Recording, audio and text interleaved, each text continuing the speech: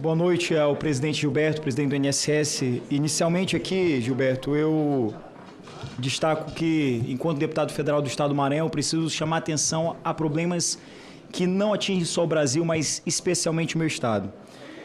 Me chamou a atenção aqui durante a oitiva que no dia 14 de novembro de 2025, o senhor pediu a exoneração ao senhor Volney da senhora Leia, que lhe substituiu. O senhor confirma esse pedido de exoneração? Confirmo. Esse pedido de exoneração, por alguma razão, ele tem relação com o fato, durante o seu período de afastamento, a Leia ter promovido o Wesley Aragão Martins?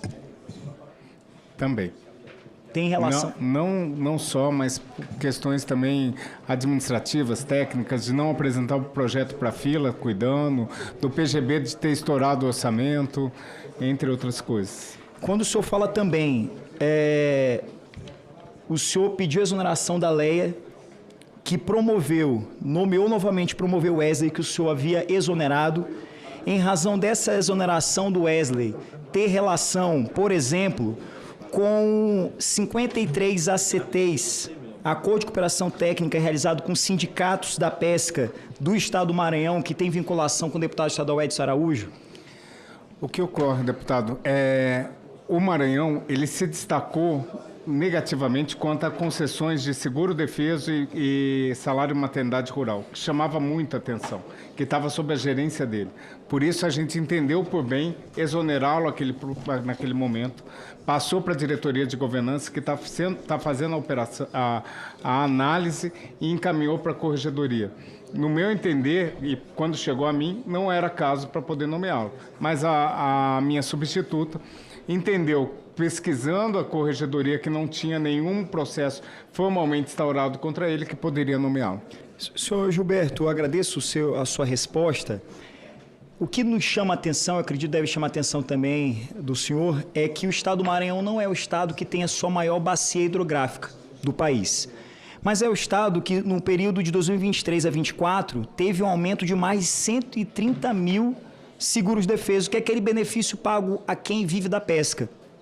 Durante esse mesmo período, se a gente analisar outros estados da federação, nenhum outro estado apresentou aumento do seguro-defeso.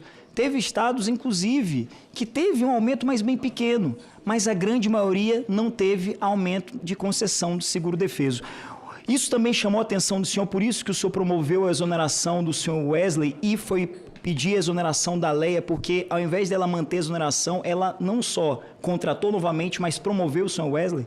Exatamente. Nós encaminhamos esse fato inicial do seguro-defeso para a CGU e também para as nossas instâncias internas de controle para poder fazer melhor a análise do fato. Parabenizo o senhor, Gilberto, porque essa sua resposta, ela esclarece muito essa questão e condiz um pouco com o seu histórico de probidade, de combate à corrupção, de corregedor, de procurador federal. É isso que o nosso país precisa.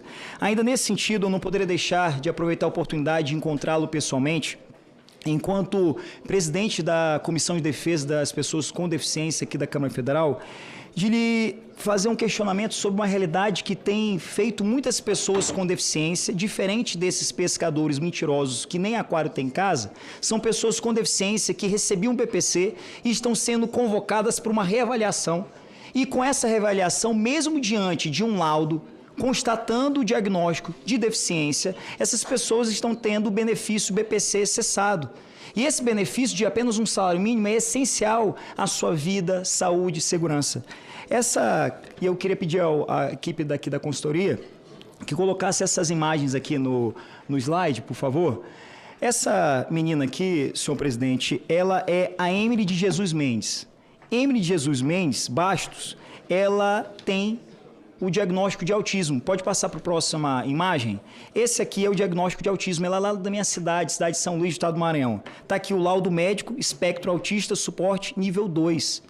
Teve um PL 4614 que queria tirar o BPC de pessoa com autismo nível de suporte 1, que nós derrubamos aqui na Câmara Federal. Ela é autista nível de suporte 2. Está aqui o laudo. A doutora Maria Letícia Vale Figueiredo, médica neurologista, assinou declarando que ela tem autismo nível de suporte 2. E mesmo assim, pode passar o próximo slide? foi convocada para uma reavaliação do INSS e a reavaliação disse o seguinte, está aí, ó, destaco, o benefício foi reavaliado, não foi comprovado o impedimento de longo prazo. Isso é um absurdo. Mais um caso, por gentileza. Mais uma criança. Esse aqui é o Arthur Adriano Santos. É uma criança com deficiência, também autista. Pode passar o próximo slide. Está aqui a declaração do médico, mais um psiquiatra, o Dr. Diogo Monteiro, afirmando que ele é autista não verbal. Próximo slide, por gentileza. Aqui está o resultado da convocação para reavaliação. Uma pessoa com deficiência foi convocada para uma nova avaliação. E o que é que aconteceu? Pode passar. Próximo slide. Cessaram o BPC. Tiraram o BPC de uma criança que tem direito ao BPC. Mais um slide, por gentileza. Aqui é o caso que mais nos chama a atenção. Eu tenho aqui milhares de casos que acontecem no Brasil todos os dias. Essa criança que aí vocês estão vendo é a Graziele de Jesus Neves. Todos aqui conseguem ver na imagem. Não precisa um médico dar o diagnóstico, mas é possível perceber, existem deficiências que não são visíveis. Porém, existem deficiências que são visíveis. Você olha e não precisa ser neuropediatra, não precisa ser psiquiatra, não precisa ter estudado medicina para constatar o diagnóstico de uma deficiência. Essa criança, Graziele de Jesus Neves, ela tem nanismo. É uma deficiência. Eu pergunto ao senhor, presidente, pessoas com deficiência, elas têm direito ao BPC se elas não tiverem, por exemplo, uma renda familiar não superior a 1/4 de salário mínimo? Bom, deputado, obrigado pelo questionamento. Ficamos sensíveis também a esses casos. Mas só uma pergunta, eu vou passar ao senhor, mas a pergunta que eu fiz... Tem direito ao BPC? Tem. Sim. Nesse caso aqui, o senhor consegue perceber que a Graziele, ela tem nanismo? Sim. Pela imagem, é claro. Mas, antes de passar o senhor para continuar a responder, pode passar o próximo slide, por gentileza? Está aqui, ó. Comunicação da decisão lá em Guarulhos. O seu benefício foi reavaliado, não foi comprovada a deficiência e o pagamento será encerrado. Ou seja, o que está acontecendo, senhoras e senhores, são condenações em caráter perpétuo. Tirar de uma criança com deficiência, comprovada, latente, visível, o direito ao BPC é um absurdo.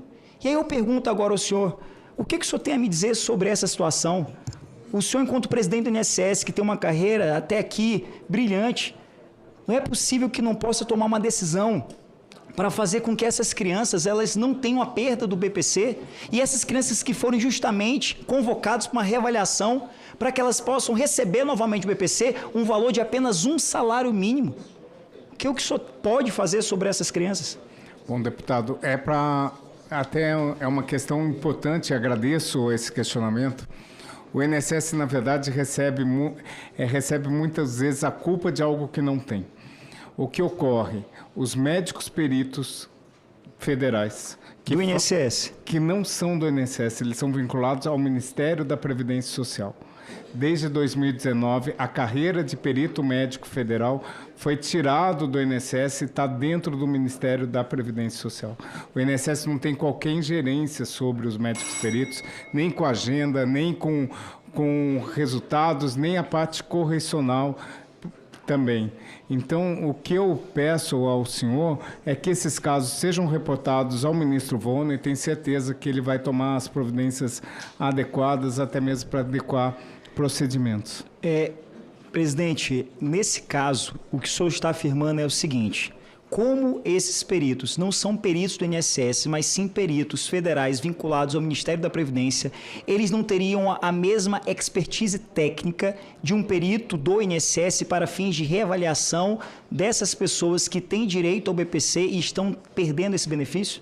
Não, na verdade, os peritos do INSS que estavam vinculados até 2019, eles foram repassados ao Ministério da Previdência. Nós não temos, na verdade, condições de dar treinamento, de punir, de verificar a atividade deles. O que ocorre? Quando é questão de deficiência ou incapacidade, o servidor do INSS é vinculado ao laudo médico.